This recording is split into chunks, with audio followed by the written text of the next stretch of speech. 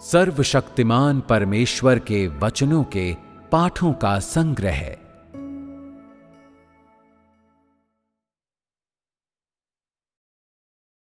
तुम लोगों को कार्य को समझना चाहिए, भ्रम में अनुसरण मत करो।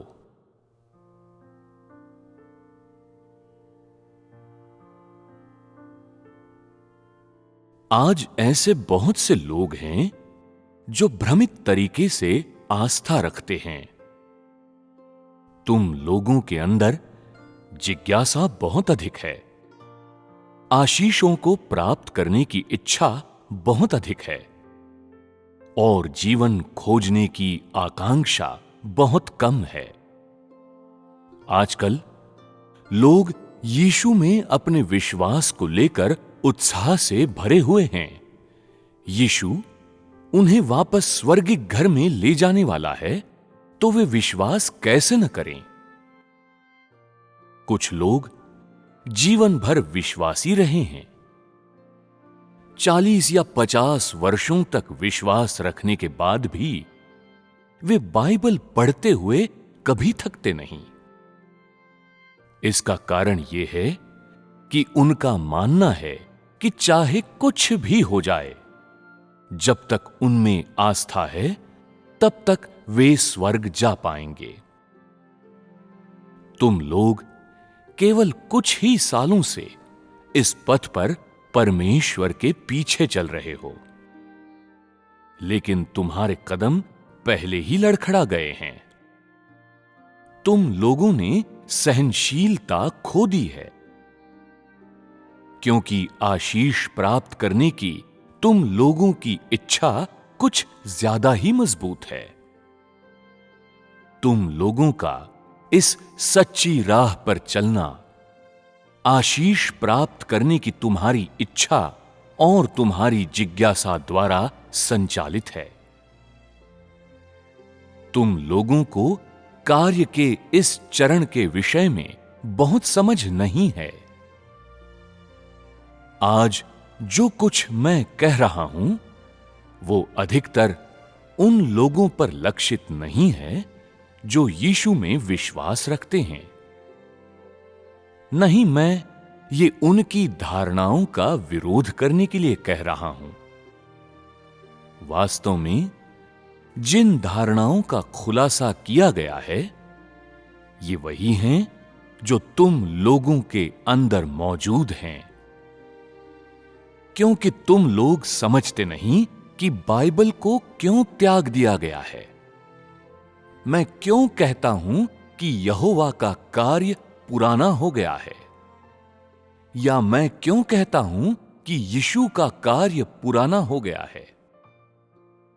बात यह है कि तुम लोग कई धारणाएं पाले हुए हो, जिन्हें तुम लोगों ने अब तक खुलकर कहा नहीं है। साथ ही तुम लोगों के दिल की गहराई में कई विचार बंद हैं और तुम लोग बस भीड़ के पीछे चलते हो। क्या तुम लोगों को सच में लगता है कि तुम लोगों ने कई धारणाएं नहीं पाल रखी हैं? बात बस इतनी सी है कि तुम लोग उनके बारे में बोलते नहीं हो। दरअसल तुम लोग केवल बेमन से परमेश्वर का अनुसरण करते हो और सही राह की खोज करने की कोशिश नहीं करते। तुम जीवन को प्राप्त करने के इरादे से नहीं आए हो। तुम लोगों का रवैया बस ये है कि देखें क्या होता है, क्योंकि तुम लोगों ने अपनी कई पुरानी धारणाओं को छोड़ा नहीं है। तुम लोगों में से ऐसा कोई भी नहीं है जो स्वयं को पूरी तरह से अर्पित करने में सक्षम हो। इस बिंदु पर पहुंचने के बाद भी दिन और रात तुम्हारे अंदर विचार उमड़ते घुमड़ते रहते हैं। तुम लोग अभी भी अपनी नियति के बारे में चिंतित बने रहते हो और कभी भी इसे छोड़ नहीं पाते। क्या तुम्हें लगता है कि जब मैं फरीसियों के बारे में बात करता हूं तो मैं धर्म के पुरनियों का उल्लेख कर रहा होता हूं? क्या तुम लोग वर्तमान युग के सबसे अग्रिम फरीसियों के प्रतिनिधि नहीं हो? क्या तुम्हें लगता है कि जब मैं उन लोगों का उल्लेख करता हूं जो मुझे बाइबल की कसौटी पर जांचते हैं, तो मैं वे केवल धार्मिक मंडलियों के उन बाइबल विशेषज्ञों के बारे में ही बात कर रहा होता हूं? क्या तुम मानते हो कि जब मैं उन लोगों के बारे में बात करता हूं जो एक बार फिर क्रूस पर परमेश्वर को चढ़ा रहे हैं, तो मैं धार्मिक मंडलियों के अगुवाओं के बारे में बात कर रहा हूं? क्या तुम लोग उन सर्वश्रेष्ठ अभिनेताओं में से एक नहीं हो जो ये भूमिका निभाने में एकदम योग्य हैं? क्या तुम्हें लगता है कि लोगों की धारणाओं के विरुद्ध मैं जो वचन कहता हूं वो बस मजहबी पादरियों और एल्डरों का मजाक उड़ाना है? क्या तुम लोगों ने भी इन सभी चीजों में अपनी भूमिका नहीं निभाई है? क्या तुम लोग आश्वस्त हो कि तुम लोगों ने बस कुछ ही धारणाएं पाल रखी हैं? बात बस इतनी सी है कि अब तुम सबने चालाक बनना सीख लिया है। तुम लोग उन चीजों के बारे में बात नहीं करते या उनके बारे में अपनी भावनाओं को प्रकट नहीं करते जिन्हें तुम लोग समझते नहीं हो। लेकिन तुम्हारे भीतर ऐसा दिल नहीं है जिसमें श्रद्धा और समर्पण हो। जैसा कि तुम लोग देख सकते हो, पढ़ना, देखना और प्रतीक्षा करना आज तुम लोगों के अभ्यास के सर्वोत्तम तरीके हैं। तुम लोगों ने ज्यादा ही चालाक होना सीख लिया है। परंतु क्या तुम लोगों को इसका एहसास है कि ये एक तरह का मनोवैज्ञानिक कपट है? क्या तुम लोगों को लगता है कि तुम लोगों की कुछ पल की चतुराई तुम लोगों को अनंत ताड़ना से बचने में मदद करेगी? तुम लोगों ने इतना बुद्धिमान होना सीख लिया है।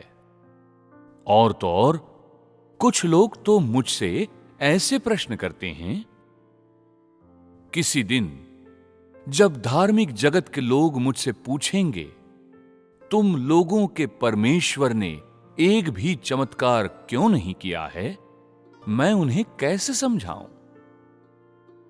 आजकल ये ऐसा कुछ नहीं जो केवल धर्म जगत के लोग पूछेंगे। बात यह भी है कि तुम आज के कार्य को समझते नहीं हो और तुम बहुत सी धारणाओं के तहत जीते हो। क्या तुम्हें अब भी नहीं पता है कि जब मैं धार्मिक अधिकारियों का उल्लेख करता हूं तो मैं किसके बारे में बात कर रहा होता हूं? क्या तुम नहीं जानते कि मैं किसके लिए बाइबल समझा रहा हूं? क्या तुम नहीं जानते कि जब मैं परमेश्वर के कार्य के 3 चरणों को स्पष्ट करता हूं तो मैं किसके लिए बोल रहा हूं? अगर मैं इन बातों को न कहता तो क्या तुम लोग इतनी आसानी से आश्वस्त हो जाते? क्या तुम लोग इतनी आसानी से सर झुकाते? क्या तुम लोग इतनी आसानी से उन पुरानी धारणाओं को छोड़ देते? विशेषकर वे मर्दाने पुरुष जिन्होंने कभी भी किसी को समर्पण नहीं किया है, क्या वे इतनी आसानी से समर्पित हो जाते? हालांकि मुझे पता है कि तुम लोगों की मानवता निचली कोटि की है, तुम बहुत कम योग्य हो, तुम्हारे पास कम विकसित मस्तिष्क है और परमेश्वर में विश्वास करने का लंबा इतिहास नहीं है। दरअसल वास्तव में तुम लोगों की कई धारणाएं हैं और तुम लोगों की अंतर्निहित प्रकृति ये नहीं है कि तुम किसी के समक्ष भी आसानी से झुक जाओ, परंतु आज तुम इसलिए झुक पा रहे हो क्योंकि तुम मजबूर और असहाय हो। तुम एक लोहे के पिंजरे में बंद बाघ की तरह हो जो अपने कौशल का स्वतंत्र रूप से उपयोग नहीं कर पा रहा है। अगर तुम लोगों के पास पंख भी होते तो भी तुम्हें उड़ान भरना मुश्किल लगता। भले ही तुम लोगों को आशीष नहीं दी गई है, फिर भी तुम लोग पीछे चलने के लिए तैयार हो। लेकिन ये तुम लोगों का अच्छे इंसानों वाला मिजाज नहीं है, बल्कि बात यह है कि तुम लोगों को पूरी तरह चित्त कर दिया गया है और तुम लोगों को कुछ समझ नहीं आ रहा है। बात यह है कि इस सारे कार्य ने तुम लोगों को चारों खाने चित्त कर दिया है। यदि कोई ऐसी चीज होती जिसे तुम लोग प्राप्त कर सकते, तो तुम लोग जितने आज्ञाकारी आज हो उतने नहीं होते, क्योंकि पहले तुम लोग जंगल में घूमते जंगली गधों की तरह थे। इस प्रकार आज जो कहा जा रहा है वो केवल विभिन्न धर्मों और संप्रदायों के लिए नहीं है, नहीं ये सिर्फ उनकी धारणाओं का विरोध करने के लिए है, बल्कि ये तुम लोगों की धारणाओं का विरोध करने के लिए है। धार्मिकता का न्याय शुरू हो चुका है। क्या अब भी परमेश्वर लोगों के लिए एक पाप बलि होगा? क्या वो एक बार फिर उनके लिए एक उत्कृष्ट चिकित्सक के रूप में कार्य करेगा? क्या परमेश्वर का इससे बड़ा कोई अधिकार नहीं है? लोगों के एक समूह को पहले ही पूरा किया जा चुका है और उन्हें सिंहासन के सामने लाया जा चुका है। क्या वो अभी भी दुष्टात्माओं को निकालेगा और बीमारों के रोगों को दूर करेगा? क्या ये कुछ ज्यादा ही पुराना नहीं है? अगर इसी तरह से चलता रहा तो क्या गवाही संभव होगी? एक बार क्रूस पर लटकाए जाने से क्या परमेश्वर हमेशा के लिए क्रूस पर चढ़ा दिया जाएगा? क्या एक बार दुष्टात्माओं को बाहर निकालने के बाद वो उन्हें हमेशा ही बाहर निकालता रहेगा? क्या ये अपमान के तुल्य नहीं होगा? जब कार्य का ये चरण पहले की तुलना में अधिक उत्कृष्ट होगा, तब ही युग प्रगति की ओर आगे बढ़ेगा और तब अंत के दिन आ चुके होंगे और ये इस युग की समाप्ति का समय होगा। इसलिए जो लोग सत्य के पीछे चलते हैं, उन्हें दर्शनों की थाह पाने पर ध्यान देना चाहिए। यही नींव है। हर बार जब दर्शनों के बारे में मैं तुम लोगों के साथ सहभागिता करता हूं, तो मैं हमेशा देखता हूं कि कुछ लोगों की पलकें झपक जाती हैं और वे सो जाते हैं, सुनना नहीं चाहते। दूसरे लोग पूछते हैं, तुम सुन क्यों नहीं रहे हो? वे कहते हैं, ये मेरे जीवन या वास्तविकता में मेरे प्रवेश की मदद नहीं करता। हमें अभ्यास की राहों की आवश्यकता है। जब भी मैं अभ्यास के मार्गों की बजाय कार्य की बात करता हूं, तो वे कहते हैं, जैसे ही तुम कार्य के बारे में बात करते हो, मुझे नींद आने लगती है। जब मैं अभ्यास के मार्गों के बारे में बात करना शुरू करता हूं, वे नोट लिखने लगते हैं। जब मैं फिर से कार्य समझाने की बात करना शुरू करता हूं, तो वे वापस सुनना बंद कर देते हैं। क्या तुम लोगों को पता है कि फिलहाल तुम्हारे अंदर कौन सी बातें होनी चाहिए? इसके एक पहलू में कार्य के बारे में दर्शन शामिल है और दूसरा पहलू है तुम्हारा अभ्यास। तुम्हें इन दोनों पहलुओं को समझना होगा। यदि जीवन में प्रगति करने की तुम्हारी खोज में दर्शनों की कमी है, तो तुम्हारी कोई नींव नहीं होगी।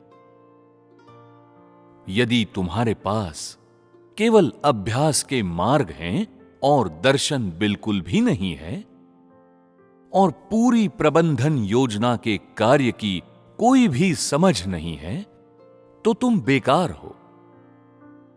तुम्हें उन सत्यों को समझना होगा जिसमें दर्शन शामिल हैं, और जहां तक अभ्यास से संबंधित सत्यों का प्रश्न है, तुम्हें उन्हें समझने के बाद अभ्यास के उचित मार्गों की खोज करनी होगी। तुम्हें वचनों के अनुसार अभ्यास करना चाहिए और अपनी स्थिति के अनुसार उसमें प्रवेश करना चाहिए।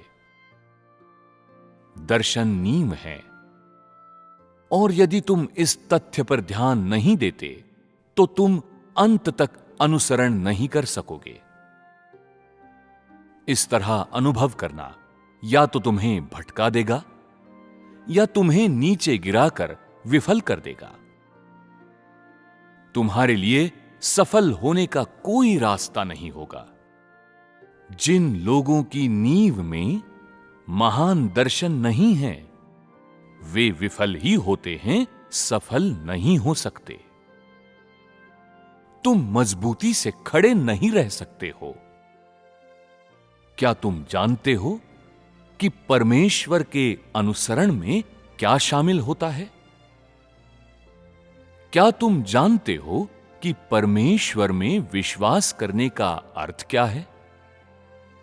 दर्शनों के बिना तुम किस मार्ग पर चलोगे?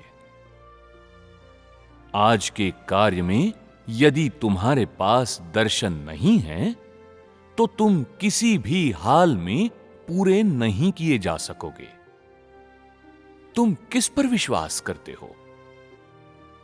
तुम उसमें आस्था क्यों रखते हो? तुम उसके पीछे क्यों चलते हो? क्या तुम्हें अपना विश्वास कोई खेल लगता है? क्या तुम अपने जीवन के साथ किसी खेल की तरह बर्ताव कर रहे हो? आज का परमेश्वर सबसे महान दर्शन है। उसके बारे में तुम्हें कितना पता है? तुमने उसे कितना देखा है? आज के परमेश्वर को देखने के बाद क्या परमेश्वर में तुम्हारे विश्वास की नींव मजबूत है? क्या तुम्हें लगता है कि जब तक तुम इस उलझन भरे रास्ते पर चलते रहोगे, तुम्हें उद्धार प्राप्त होगा? क्या तुम्हें लगता है कि तुम कीचड़ से भरे पानी में मछली पकड़ सकते हो? क्या यह इतना सरल है? परमेश्वर ने आज जो वचन कहे हैं, उनसे संबंधित कितनी धारणाएं तुमने दरकिनार की हैं?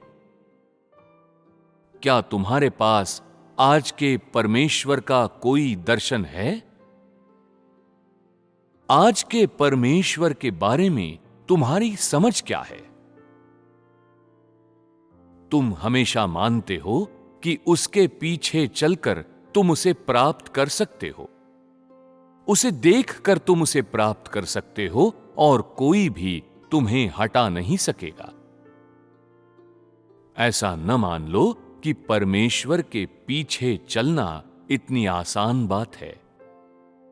मुख्य बात यह है कि तुम्हें उसे जानना चाहिए। तुम्हें उसका कार्य पता होना चाहिए और तुम में उसके वास्ते कठिनाई का सामना करने की इच्छा होनी चाहिए। उसके लिए अपने जीवन का त्याग करने और उसके द्वारा पूर्ण किए जाने की इच्छा होनी चाहिए। तुम्हारे पास यह दर्शन होना चाहिए।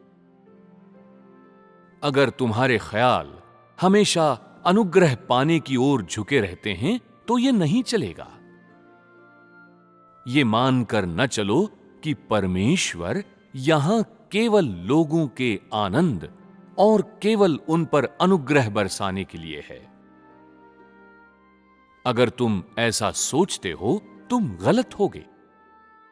अगर कोई उसका अनुसरण करने के लिए अपने जीवन को जोखिम में नहीं डाल सकता, संसार की प्रत्येक संपत्ति को त्याग नहीं कर सकता, तो वो अंत तक कदापि अनुसरण नहीं कर पाएगा। तुम्हारे दर्शन तुम्हारी नींव होने चाहिए। अगर किसी दिन तुम पर दुर्भाग्य आ पड़े तो तुम्हें क्या करना चाहिए? क्या तुम तब भी उसका अनुसरण कर पाओगे?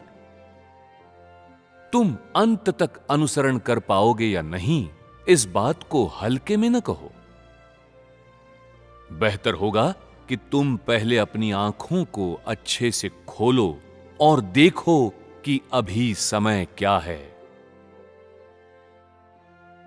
भले ही तुम लोग वर्तमान में मंदिर के खंभों की तरह हो, परंतु एक समय आएगा जब ऐसे खंभे कीड़ों द्वारा कुतर दिए जाएंगे, जिससे मंदिर ढह जाएगा। क्योंकि फिलहाल तुम लोगों में अनेक दर्शनों की बहुत कमी है। तुम लोग केवल अपने छोटे से संसार पर ध्यान देते हो। तुम लोगों को नहीं पता कि खोजने का सबसे विश्वसनीय, सबसे उपयुक्त तरीका क्या है। तुम लोग आज के कार्य के दर्शन पर ध्यान नहीं देते। नहीं तुम लोग इन बातों को अपने दिल में रखते हो। क्या तुम लोगों ने कभी सोचा है कि एक दिन परमेश्वर तुम लोगों को एक बहुत अपरिचित जगह में रखेगा? क्या तुम लोग सोच सकते हो, जब मैं तुम लोगों से सब कुछ छीन लूंगा तो तुम लोगों का क्या होगा? क्या उस दिन तुम लोगों की ऊर्जा वैसी ही होगी जैसी आज है? क्या तुम लोगों की आस्था फिर से प्रकट होगी? परमेश्वर के अनुसरण में तुम लोगों का सबसे बड़ा दर्शन परमेश्वर होना चाहिए। यह सबसे महत्वपूर्ण मुद्दा है। इसके अलावा यह न मान बैठो कि पवित्र होने के इरादे से सांसारिक मनुष्यों से मेलजोल छोड़कर तुम लोग परमेश्वर का परिवार बन ही जाओगे। इन दिनों में परमेश्वर स्वयं ही सृष्टि के बीच कार्य कर रहा है। वही लोगों के बीच अपना कार्य करने के लिए आया है, वो अभियान चलाने नहीं आया। तुम लोगों के बीच में मुट्ठी भर भी ऐसे नहीं हैं जो जानते हो कि आज का कार्य स्वर्ग के परमेश्वर का कार्य है, जिसने देह धारण किया है। ये तुम लोगों को प्रतिभा से भरपूर उत्कृष्ट व्यक्ति बनाने के लिए नहीं है। ये मानवीय जीवन के मायने को जानने में, मनुष्यों की मंजिल जानने के लिए और परमेश्वर और उसकी समग्रता को जानने में तुम लोगों की मदद के लिए है। तुम्हें पता होना चाहिए कि तुम सृष्टिकर्ता के हाथ में सृजन की वस्तु हो। तुम्हें क्या समझना चाहिए, तुम्हें क्या करना चाहिए और तुम्हें परमेश्वर का अनुसरण कैसे करना चाहिए? क्या ये वे सत्य नहीं हैं जिन्हें तुम्हें समझना चाहिए? क्या ये वे दर्शन नहीं हैं जिन्हें तुम्हें देखना चाहिए? एक बार जब लोगों को दर्शन हो जाते हैं तो उनका एक आधार होता है। जब तुम इस आधार पर अभ्यास करोगे तो प्रवेश करना बहुत आसान होगा। इस तरह एक बार जब तुम्हारे पास प्रवेश करने का आधार होगा तो तुम्हें कोई गलतफहमी नहीं होगी और तुम्हारे लिए प्रवेश करना बहुत आसान होगा। दर्शनों को समझने का, परमेश्वर के कार्य को जानने का यह पहलू महत्वपूर्ण है। तुम लोगों के भंडार में यह होना ही चाहिए। यदि सत्य का यह पहलू तुम्हारे अंदर नहीं है और तुम केवल अभ्यास के मार्गों के बारे में ही बात करना जानते हो, तो तुम्हारे अंदर बहुत से दोष होंगे। मुझे पता चला है कि तुम लोगों में से कई सत्य के इस पहलू पर बल नहीं देते और जब तुम इसे सुनते हो तो ऐसा लगता है कि तुम लोग केवल सिद्धांतों और शब्दों को सुन रहे हो। एक दिन तुम हार जाओगे। इन दिनों कुछ कथन हैं जो तुम्हें ठीक से समझ नहीं आते हैं और जिन्हें तुम स्वीकार नहीं करते हो। ऐसे मामलों में तुम्हें धैर्यपूर्वक खोज करनी चाहिए और वो दिन आएगा जब तुम समझ जाओगे। थोड़ा थोड़ा करके तुम अधिक से अधिक दर्शन लाभ करो। अगर तुम केवल कुछ आध्यात्मिक सिद्धांतों को ही समझ लो तो भी ये दर्शनों की ओर ध्यान न देने से बेहतर होगा और ये किसी भी सिद्धांत को न समझने से बेहतर होगा। ये सभी तुम्हारे प्रवेश के लिए सहायक हैं और तुम्हारे उन संदेहों को दूर कर देंगे। ये तुम्हारे धारणाओं से भरा होने से बेहतर है। नींव के रूप में इन दर्शनों को रखने से तुम कहीं बेहतर स्थिति में होगे। तुम्हें किसी प्रकार की कोई गलत फहमी नहीं होगी और तुम सिर उठाकर और आत्मविश्वास के साथ प्रवेश कर पाओगे।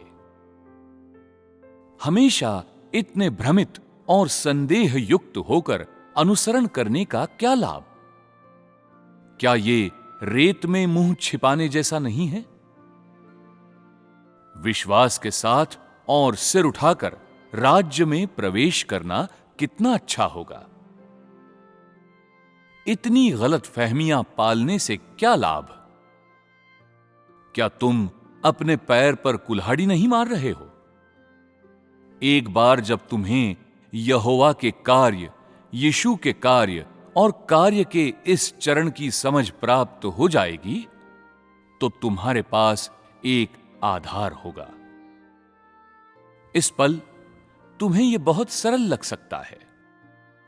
कुछ लोग कहते हैं, जब समय आएगा और पवित्र आत्मा महान कार्य शुरू करेगा तो मैं इन सभी चीजों पर बात कर पाऊंगा। अभी मैं इसलिए समझ नहीं पा रहा हूं क्योंकि पवित्र आत्मा ने अभी तक मुझे उतना अधिक प्रबुद्ध नहीं किया है। ये इतना आसान नहीं है। ऐसा कुछ नहीं है कि अगर तुम अभी सत्य स्वीकार करने के लिए तैयार हो तो समय आने पर तुम इसका कुशलतापूर्वक उपयोग करोगे।